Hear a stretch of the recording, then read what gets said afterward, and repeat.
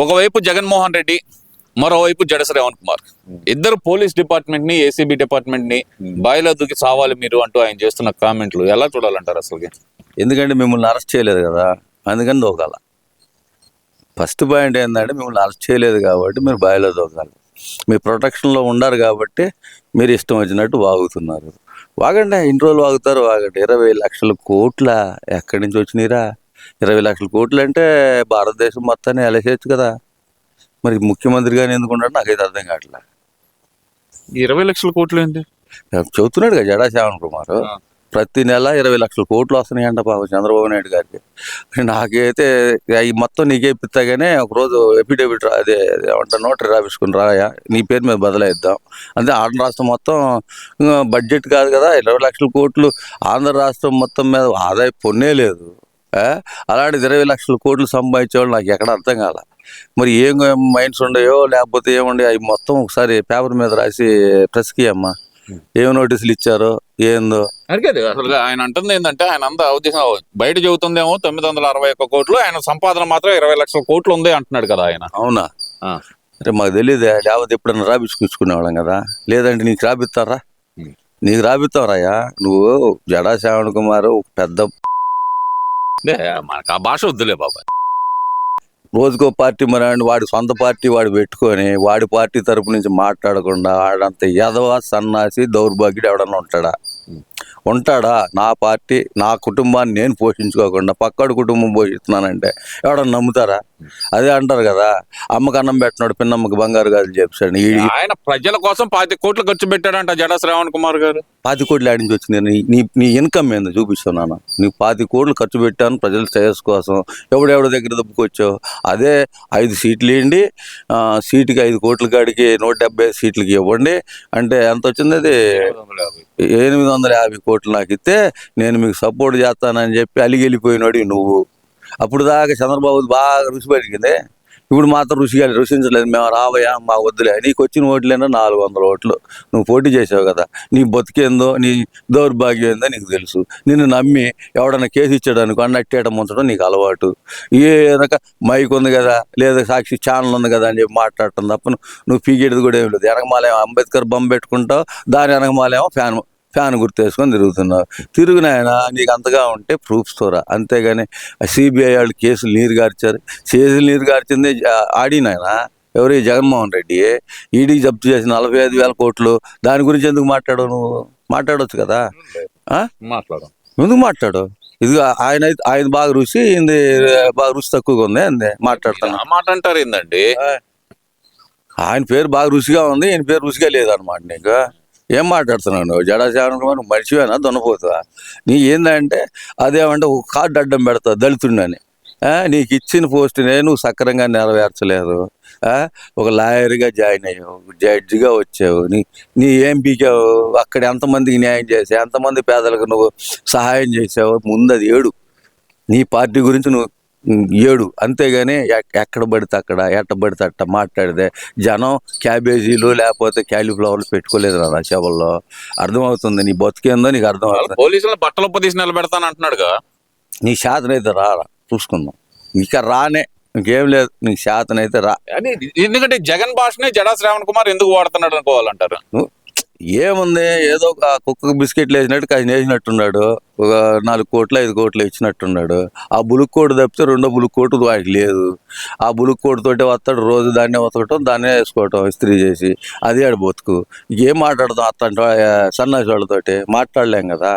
ఆయన ఏదో పెద్ద ఇది, నేనేదో పెద్ద క్రిమినల్ ఆయన్ని, లేకపోతే ఏమన్నా ఇదో అనుకుంటున్నాడేమో. ఆయనకు ఒక కేసు ఇస్తే జగన్ గారిని ఖచ్చితంగా జైల్లోకి పంపిస్తాడు. ఏం అవసరంలా ఆయనకి ఇస్తే ఏ కేసు నిలబడదు. ఎందుకంటే మనకి అసలు తెలియదు కదా లా పాయింట్లు ఏంటో, అసలు లా సెక్షన్లే తెలియదు. అలాంటి వాడు మాట్లాడుతుంటే హాస్యాస్పదంగా ఉంది. అవునా? ఇవన్నీ ఒక ఎత్తు బాబాయ్.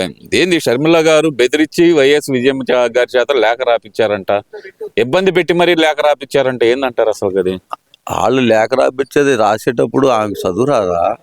చదువుకోలేదా? చదువుకోకుండానే నోటరీ చేయించిందా? నోటరీ రాసిన తర్వాత చదివి వినిపించిన తర్వాతే కదా ఎవరైనా సంతకం పెట్టేది. మనవ సంతానం అని ఉంటది.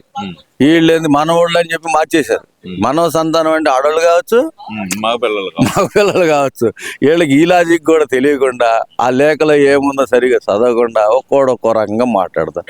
ఎవరు వస్తారండి వాళ్ళ ఇంటికి? తెలుగుదేశం పార్టీ వాళ్ళు వస్తారా? పోనీ బీజేపీ వాళ్ళు వస్తారా? జనసేన వాళ్ళు వస్తారా? వాళ్ళ ఇంటికి దరిదాపుల్లో కూడా రారే వాళ్ళు.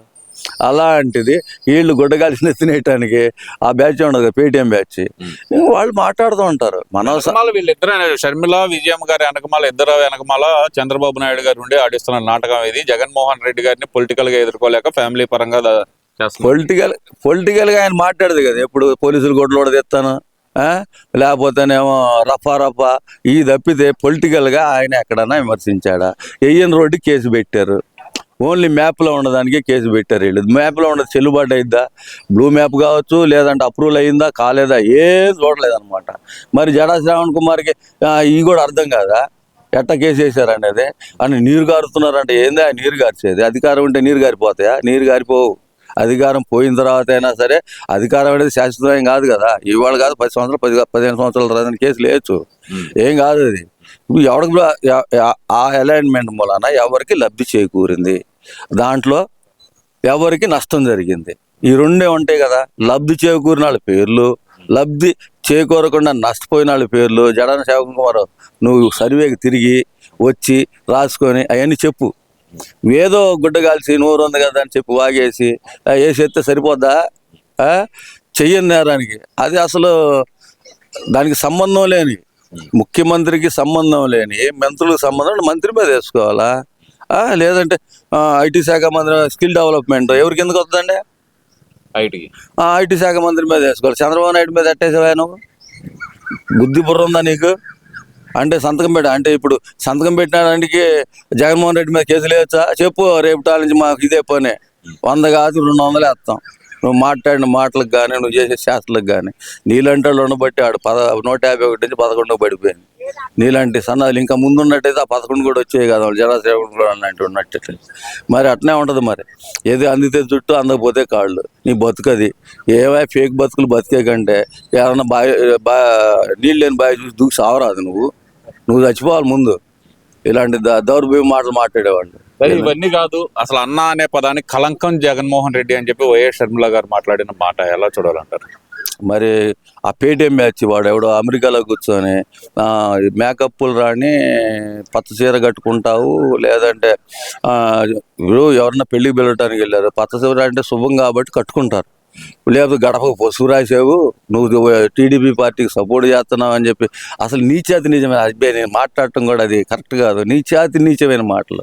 సొంత చెల్లిని ఆ రకంగా రంకు అంటగట్టి నీలాంటి దౌర్భాగ్యుడు అన్న అలాంటి వాడు కడుపులో చూసుకోవాల్సిన అంటే అన్న నిన్న నాకు ఎవరు అంటారు? నువ్వు చేయించింది కనీసం వాళ్ళ మీద యాక్షన్ అన్న తీసుకున్నావు. యాక్షన్ ఏదో ఒకటి ఏం తీసుకోలే. నువ్వు ఏకైకలో పక్కపక్కలు తప్ప నువ్వు చేసింది ఏంటే? రాజనీతి పరంగా నీకు ఎదుర్కొనే దమ్ము లేదు. 11 గంటలు కానీ ప్రెస్ మీట్ పెట్టి 11:40కి నువ్వు వదులుతావు. ఏంటంటే ఎడిటింగ్ ఈ మొత్తం చేసుకొని లైవ్ అని చెప్తావు. ఏం చెప్తాంలే, నిన్న కూడా రాదు. ఇప్పుడు అదేమంటారు చుట్టూ తిరగటాన్ని ఆత్మ ప్రదక్షిణం అంటే ఎటు తిరగాల? ఆయన చుట్టూ ఆయన తిరగాలి. తిరగటం కూడా జాతకాలి. పక్క నుంచే ఎల్లంపల్లి శ్రీనివాస్ వచ్చి చెప్పినా కానీ ఏం అర్థం కాదు. ఇలాంటి దౌర్భాగ్య స్థితిలో ఉండే నేను అది తీర్థం ఇస్తేనేమో అది ఎవరైనా కానీ తీర్థం ఇస్తే తీసుకుంటారు, ఇట్ట తాగుతారు. ఇట్టేమన్నా తాగుతాడా? నేను మొట్టమొదటి ఇదే చూస్తున్నానయ్యా. అంటే తాగటం ఇష్టం లేనప్పుడు అసలు ఆడకు పోవాక ఆ ప్రోగ్రాం చేయబాక. తప్పులేదు, ఎవడు నిన్నేం అనడం, ఏం పట్టించుకోడు. అబ్బాయి నాకు ఇష్టం లేదు, నేను చేయట్లేదు. లేదంటే ఇంకొకళ్ళు కూర్చోబెట్టు, హిందువులు ఇంకోళ్ళు, నువ్వు పక్కన కూర్చో, వెనకమాల కూర్చోండి. మరి ముందు కూర్చోవాలి, ఆ క్రతువును పూర్తి చేయకూడదు.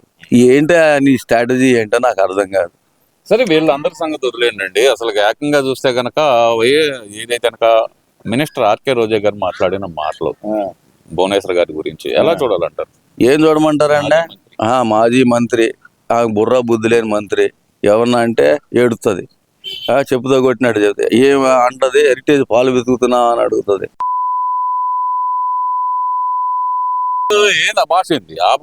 మాట్లాడిన భాష ఏంటి? మాట్లాడిన భాష ఏంటో చెప్పు నువ్వు నాకు. ఏం మాట్లాడుతున్నావు నువ్వు? మద్రాసు పోయి ఆడాను పాలు వెతుకుతుందా? లేకపోతే డైరీ ఫామ్ పెట్టిందా? కోళ్ళ ఫారం కూడా పెట్టింది లేదు. ఏం మాట్లాడుతుందో అర్థం కాదు. మా ఎదుటి మనిషికి హట్ ఈవెనంటేనేమో హట్ అయింది. ఈవంటే ఎవరు హట్ కాదు. ఆ? మహిళ అండి. ఆ మహిళ నాకైతే మహిళ కనపట్లేదు. మగుని కొట్టేది మహిళ ఏంటి అని మహిళ అంటారా? రౌడీ రాణి అంటారు, లేదంటే బురద పంది అంటారు. అంతేగాని ఇంకేమంటానా? ఏమైనా పాలు బితుకుతుందంట, ఏమైనా వెళ్ళి పాలు బితుక్కోవాలంట.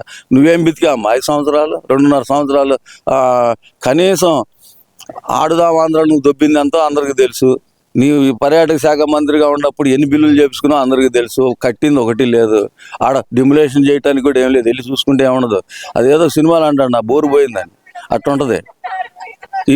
ఈ పరిస్థితి చూస్తే ఇక కనీసం వార్డు మెంబర్ కూడా ఇస్తారో లేదో రేపు ఎలక్షన్లో తేలిపోద్దులే. కానీ నువ్వు ఎందుకు ఓవరకు ఏమి లేనిస్తారు? ఎగిరి పడ్డాడు ఓవరికి ఎగిరి పడతావు. ఎగిరి దంచిన అదే కూలిస్తారు, ఎగరకుండా దంచిన అదే కూలిస్తారు. అప్పుడప్పుడు వస్తుంటావాలి. ఆడ సినిమా ఛానల్ దొరకనప్పుడు, లేకపోతే ఏమన్నా సీరియల్ ఛానల్ దొరకనప్పుడు మద్రాసు నుంచి ఇక్కడికి వచ్చి ఓవరకు ప్రెస్ మీట్ పెట్టేసి కుక్కలాగా వాగడం తప్ప నిన్ను పట్టించుకునే నాదుడు లేడు. నిన్ను అనుకరించే వాళ్ళు అంతకంటే లేరు. నువ్వు అట్లాంటి తప్పుడు స్టేట్మెంట్లు ఇచ్చావు కదా, ఉన్నదాన్ని కూడా ఓడగొట్టి పెట్టావు, ఓడగొట్టి నాగలు చేసావు. అసలు అసెంబ్లీకి రావడానికి భయపెట్టేట్టు చేశారు. ఇంకేం నువ్వు అన్నావు కదా గేటు కూడా దాకని, ఇక్కడ గేటు బదలు కొట్టుకుని వెళ్ళారు సామే. మరి నువ్వు ఎప్పుడు వస్తావు చూద్దాం, నీ బతికేందో తెలుసుకుంటాం. గుర్తుపెట్టుకో, రోజా ఇంకోసారి మాట్లాడితే ఇంకా చాలా వల్వర్ లాంగ్వేజ్లు వస్తాయి. గుర్తుపెట్టుకో, నీకే కాదు బూతులు మాకు కూడా వచ్చు.